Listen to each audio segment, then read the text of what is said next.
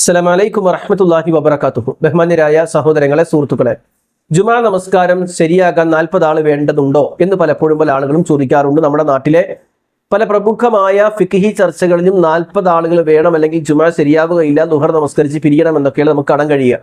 ഇവിടെ മനസ്സിലാക്കേണ്ടത്, ജുമാ നമസ്കാരത്തിന് ഇത്ര ആളുകൾ വേണമെന്ന് കൃത്യമായി എണ്ണം പറയുന്നില്ല. കാരണം അബു സൗർ, അദ്ദേഹം ഷാഫി റഹ്മത്തുള്ളാഹി അലൈഹിയുടെ ശിഷ്യനാണ്. അദ്ദേഹം പറയുന്നത് നമുക്ക് കാണാൻ കഴിയും.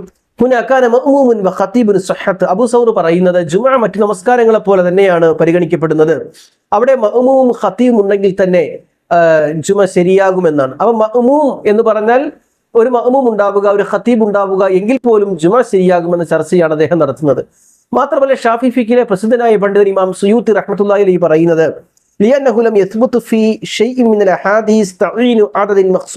കൃത്യമായ എണ്ണം വേണമെന്ന് പറയുന്ന ഹദീസുകളൊന്നും, അഥവാ ജുമാ നമസ്കാരത്തിന് ഇത്ര ആളുകൾ വേണമെന്ന് പറയുന്ന റിപ്പോർട്ടുകളൊന്നും സ്ഥിരപ്പെട്ടതല്ല.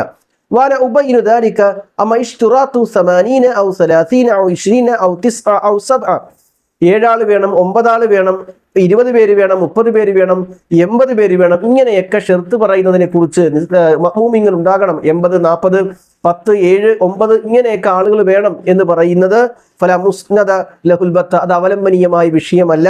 കാരണം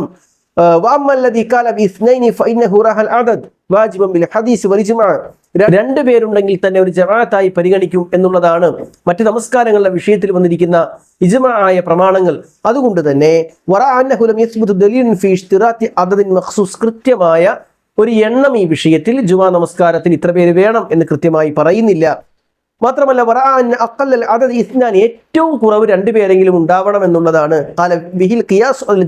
ജമാഅത്തിനോട് ഖിയാസ് ആക്കിക്കൊണ്ട് പണ്ഡിതന്മാർ പറയുന്നത്. അപ്പോൾ ഇത്ര ആളുകൾ വേണമെന്നില്ല. അപ്പൊ ജുമാ നമസ്കരിക്കാൻ വേണ്ടി ഒരു സദസ്സിലെത്തിയ 40 പേരില്ല എന്ന് പറഞ്ഞിട്ട് ലുഹർ നമസ്കരിച്ച് പിരിയേണ്ടതില്ല. അപ്പൊ ഒരു സ്ഥലത്ത് 40 പേര് ജുമാ നമസ്കരിക്കാനില്ല എന്ന് വെച്ചിട്ട് അവിടെ ജുമാ നമസ്കരിക്കാൻ ലുഹർ നമസ്കരിച്ച് പിരിയേണ്ടതില്ല.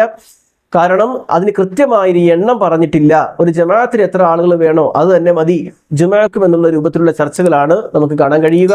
അല്ലാഹു അനുഗ്രഹിക്കട്ടെ. അസ്സലാമു അലൈക്കും വറഹ്മത്തുള്ളാഹി വബറകാതുഹു.